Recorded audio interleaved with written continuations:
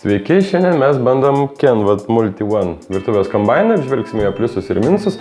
Na, taip pat užmėsime akį į tai, kas yra svarbu įsigijant virtuvės kombainą, jeigu nuspręsime įsigyti ne šį, o kokį nors kitą.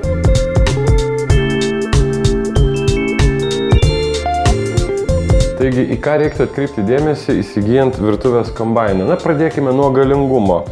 Reiktų pasirinkti tokį, kad vienam pagrindinio puodo litrui būtų bent 200 W. Na, šiuo atveju pagrindinis puodas yra 4,3 litrų talpos, o šio virtuvės kombaino galingumas yra 1 kW, taigi visiškai atitinka mūsų iškeltą sąlygą. Atkreipkite dėmesį, kokios galimybės yra reguliuoti greitį. Paprastesni virtuvės kombainuose būna 2-3 greičiai, geresnėse 4-5. Na, šiuo atveju yra 5 greičiai ir pats mažiausias būtų tinkamas produktų sumaišymui, tuo metu pats galingiausias jų malimui. Atkreipkite dėmesį į kartu su virtuvės kombainu komplektuojamus peiliukus ir smulkinimo elementus. Kuo jų daugiau ir kuo jie įvairesni, tuo daugiau funkcijų galės atlikti ir virtuvės kombainas. Reiktų nepamiršti ir apie tai, ar bus patogu valyti įvairius priedus, kuomet jais pasinaudosite. Visada įvertinkite ir tiekimo vamzdį, ar jis nebus jums per mažas ir ar bus patogu jį naudoti gaminant maistą. Kodėl verta įsigyti virtuvės kombainą? Na, visų pirma, jis užima tikrai mažiau vietos negu atskiri prietaisai. Na ir būtent jo funkcijas mes ir pabandysime šiandien apžvelgti ir pažiūrėti, kokius prietaisus jis gali pakeisti.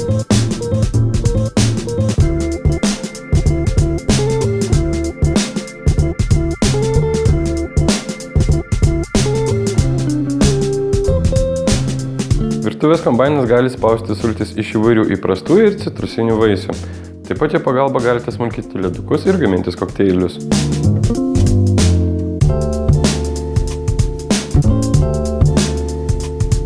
Indai gali būti pagaminti iš stiklo, plastiko ir metalo. Verta rinktis nedūžtančius indus. Nors metaliniai ne itin populiarūs, tačiau jie labiausiai tinka ruošiant mėsą, bet jų nebus galima dėti į mikrobangų krosnelę. Svarbu atkreipti dėmesį ir į peiliukų kokybę. Jie turėtų būti pagaminti iš nerūdijančio plieno. Kai kurie gamintojai siūlo peiliukus su specialia danga, kuri prailgina peiliukų veiksmingumo laiką, taigi juos rečiau reikia galąsti ir keisti.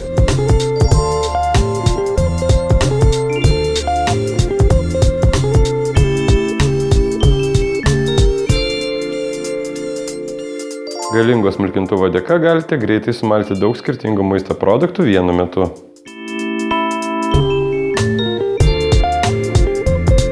Indų tūrį reikėtų rinktis atsižvelgiant į gaminamą maistą ir šeimos narių kiekį.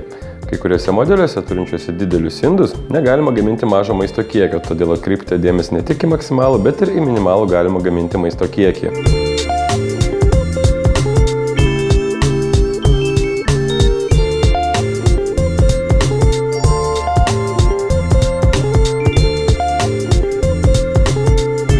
Kelių plakiklių pagalba galima maišyti įvairias tešlas, iš kurių gaminami paprasti ar sudėtingi patiekalai. Įvertinkite ir tai, ar jūsų virtuvėje bus patogu laikyti patį virtuvės kombainą ir jo priedus. Skirtingų virtuvės kombainų skirtingas ir jų funkcionalumas, tad pirkdami tokį prietaisą įsitikinkite, kad perkate tai, ko jums reikia. Galbūt namuose turite labai gerą sulčiaspaudį ir šio priedo jums tikrai nereiktų. Kai kurias virtuvės kombainus galima susikomplektuoti pagal jums reikiamus priedus, tai ir ateityje jūs galėsite dasipirkti priedą, jeigu jums jų trūks. Atkreipkite būtinai dėmesį tokią galimybę, ne visi virtuvės kombainai ją turi. Kągi, atėjo laikas aptarti šio virtuvės kombaino pliusus ir minusus. Na, pradėkime nuo to, kad jis yra galingas ir našus. Taip pat užima sąlyginai mažai vietos.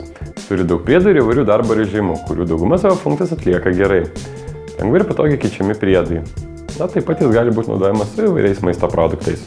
Minusų šis virtuvės kombainas taip pat turi. Pirmiausia yra mažokas tiekimo vamzdis, na, kartais norėt, kad jis būtų didesnis. Taip pat ne visas dalis galima plauti indaplovėje. Trūksta DVD su vaizdinėmis instrukcijomis. Verta paminėti ir tai, kad nėra instrukcijų lietuvių kalba. Citrusinių vaisių sulčiaspaudė gera, tačiau kitiems vaisiams rinktumėmės atskirą sulčiaspaudę. Na, taip pat sunkiai randamos pirkimo atsarginės dalys, jų teks ieškoti internete.